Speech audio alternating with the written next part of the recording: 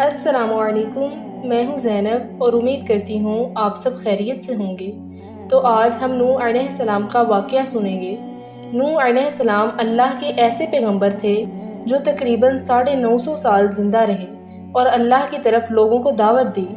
چلیے شروع کرتے ہیں with the real life story of Prophet نوح علیہ السلام۔ حضرت آدم علیہ السلام کی وفات کے بعد تقریباً 1000 سال بعد نوح علیہ السلام تشریف لائے۔ حضرت آدم علیہ السلام کے بعد کی نسلیں بہت نیک تھیں، پر تقریباً 1000 سال بعد شیطان نے ان لوگوں کو بہکایا کہ کچھ نیک اور بزرگ لوگوں کو یاد رکھنے کے لیے ان کے بت بنا لو، تو ان لوگوں نے کچھ بزرگوں کو عزت دینے کے لیے ان کے بت بنا لیے۔ اس وقت تو بتوں کی پوجا نہیں ہوئی، پر کچھ نسلوں کے بعد لوگ آہستہ آہستہ بتوں کو پوجنے لگ گئے۔ کفر اور شرک عام ہو گیا اور ایک اللہ کی عبادت بند ہو گئی۔ تب اللہ نے دنیا میں حضرت نوح علیہ السلام کو بھیجا۔ اس وقت انسانوں کی عمریں زیادہ ہوتی تھیں اور نوح علیہ السلام کی عمر تقریباً 950 سال تھی۔ حضرت نوح علیہ السلام نے لوگوں کو اللہ کی دعوت دی۔ سورہ نوح میں اللہ فرماتا ہے، یقیناً ہم نے نوح کو ان کی قوم کی طرف بھیجا کہ اپنی قوم کو ڈراؤ اور خبردار کر دو، اس سے پہلے کہ ان کے پاس دردناک عذاب آئے۔ حضرت نوح علیہ السلام نے اپنی قوم سے فرمایا، اے میری قوم، میں تمہیں صاف صاف ڈرانے والا ہوں، تو تم اللہ کی عبادت کرو اور اس سے ڈرا کرو اور میرا کہنا مانو، تو وہ تمہارے گناہ بخش دے گا۔ حضرت نوح علیہ السلام تبلیغ کے سلسلے میں بہت محنت کرتے تھے، دن رات لوگوں کے گھروں اور اجتماعات میں جا کر انہیں دعوت دیتے تھے۔ حضرت نوح علیہ السلام لوگوں کو پرائیویٹلی اور پبلکلی سمجھاتے، یہاں تک کہ انہیں یہ کرتے کرتے 950 سال گزر گئے اور صرف چند لوگوں کے سوا کوئی ایمان نہیں لایا۔ نوح علیہ السلام کی قوم ان کا مذاق بناتی تھی اور کہتی تھی کہ اگر تم سچے ہو تو جس عذاب کا تم ہم سے وعدہ کرتے ہو اس کو لے آؤ۔ نوح علیہ السلام کی قوم سال در سال برائی میں آگے بڑھتی گئی اور حضرت نوح علیہ السلام کو پریشان کرتی رہی اور کوئی ایمان نہ لایا، صرف کچھ لوگوں کو چھوڑ کر۔ پھر اللہ نے حضرت نوح علیہ السلام کی طرف وحی بھیجی اور فرمایا، آپ کی قوم میں سے جو ایمان لا چکے ہیں ان کے سوا اب کوئی ایمان نہیں لائے گا، بس آپ ان کے کاموں پر غمگین نہ ہوں۔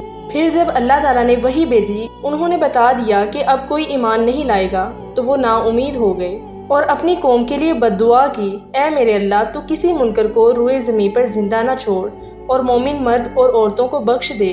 حضرت نوح علیہ السلام نے جب اللہ کو پکارا تو اللہ نے حضرت نوح علیہ السلام کو ایک بڑی کشتی بنانے کا حکم دیا، لیکن حضرت نوح علیہ السلام نہیں جانتے تھے کہ وہ اتنی بڑی کشتی کیسے بنائیں۔ تو اللہ نے حضرت جبریل علیہ السلام کو ان کی مدد کے لیے بھیجا۔ حضرت نوح علیہ السلام ایک پہاڑ پر رہتے تھے، ان کے آس پاس درخت نہیں تھے اور نہ ہی پانی تھا۔ انہوں نے بہت سے درخت اگائے، پھر ان کو کاٹا اور پہاڑ پر بیٹھ کر کشتی تیار کرتے رہے۔ لوگ جب حضرت نوح علیہ السلام کو کشتی بناتے دیکھتے تو ان کا بہت مذاق بناتے اور کہتے کہ یہ کیسا مجنون ہے جو پہاڑ پہ کشتی بنا رہا ہے۔ آہستہ آہستہ بہت محنت کے بعد ایک بڑی کشتی تیار ہو گئی۔ ایک جگہ آتا ہے کہ حضرت نوح علیہ السلام نے یہ کشتی 100 سال میں تیار کی۔ اس کشتی کی لمبائی 300 گز، اونچائی 30 گز اور چوڑائی 50 گز تھی۔ ایک اندازے کے مطابق اس کشتی کی لمبائی 2 کلومیٹر سے زیادہ تھی اور گہرائی 30 ہاتھ تھی۔ یہ کشتی عام کشتیوں کی طرح اوپر سے کھلی ہوئی نہیں تھی، بلکہ اس کو جیسے نیچے سے بند کیا گیا تھا ویسے ہی اوپر سے بھی بند کیا گیا تھا، تاکہ اوپر سے جو بارش برسے وہ انہیں نقصان نہ دے۔ اس کشتی کے 3 فلورز تھے اور ہر فلور میں ایک دروازہ تھا۔ اللہ نے نوح علیہ السلام کو حکم دیا کہ مومنوں اور اپنے گھر والوں کو اور زمین پر بسنے والے تمام جانوروں کا جوڑا جوڑا اس کشتی میں سوار کر لو۔ پھر اللہ نے آسمان اور زمین سے پانی کھول دیا اور سیلاب آ گیا۔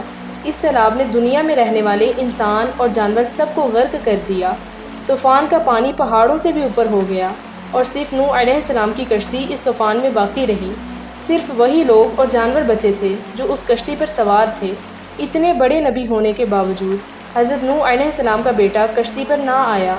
نوح علیہ السلام نے اسے پکارا کہ میرے بیٹے اس کشتی پر آ جاؤ اور کافروں کا ساتھی نہ بنو، لیکن اس نے کہا کہ میں کسی پہاڑ کی چوٹی پر پناہ لے لوں گا جو مجھے اس پانی سے بچائے گی۔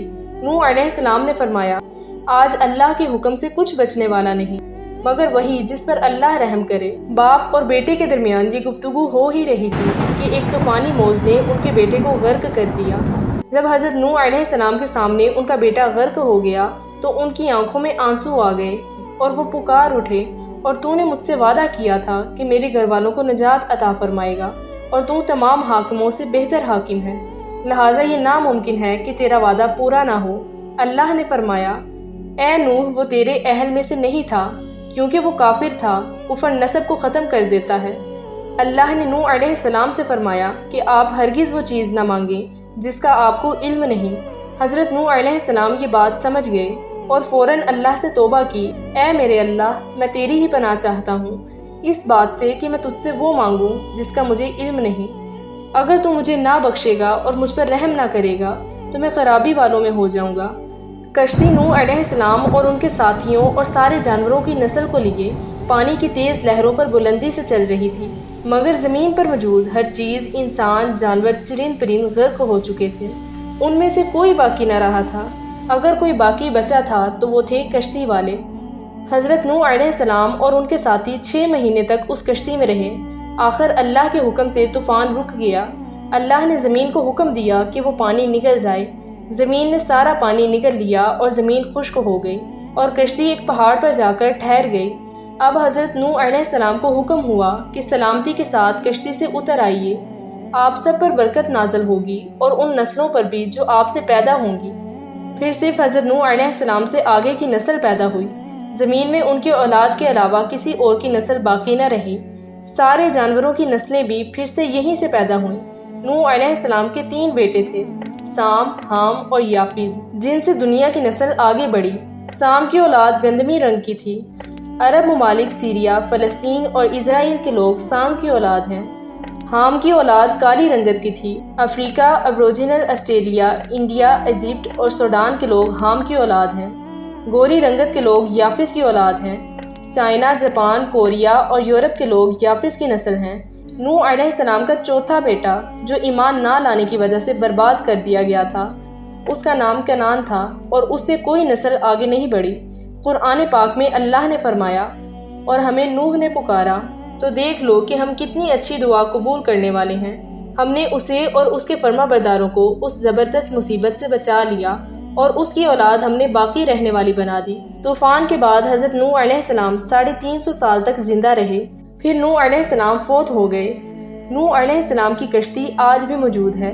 ریسرچرز نے ترکی میں اس کشتی کو ڈھونڈ لیا ہے اور قرآن پاک میں اللہ نے فرمایا، اور بے شک ہم نے اس واقعے کو نشانی بنا کر باقی رکھا۔ بس ہے کوئی نصیحت حاصل کرنے والا؟